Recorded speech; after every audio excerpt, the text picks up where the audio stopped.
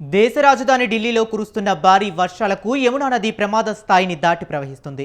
యమునా నది పాత రైల్వే వంతెన వద్ద నది గరిష్ట ప్రమాద స్థాయి అయిన 205.33 మీటర్లు దాటి 206.03 మీటర్ల స్థాయిలో ప్రవహిస్తుంది.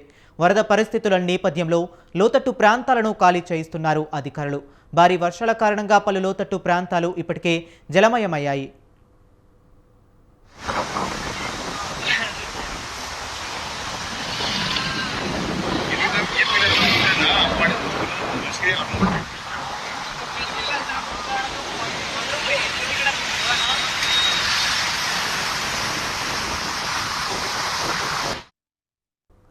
హర్యానాలోని హత్నీకుండ్ బ్యారేజ్ నుంచి 1,76,000 క్యూసెక్కులు, వజీరాబాద్ బ్యారేజ్ నుంచి 69.21 క్యూసెక్కులు, ఓఖ్లా బ్యారేజ్ నుంచి 73.619 క్యూసెక్కుల వరద వచ్చి చేరుతుండటంతో యమునా నదిలో ప్రవాహం క్రమంగా పెరుగుతున్నట్లు అధికారులు పేర్కొన్నారు.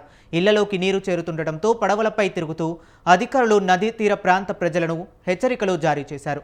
మరోపక్క చాలా చోట్ల రోడ్లు తెగిపోయి రవాణాకు తీవ్ర ఆటంకాలు ఎదురవుతున్నాయి. వరద పరిస్థితిని దృష్టిలో ఉంచుకొని యమునా నదిపై వంతెన ఉంచి రాకపోకలను నిలిపివేస్తున్నట్లు అధికారులు ప్రకటించారు.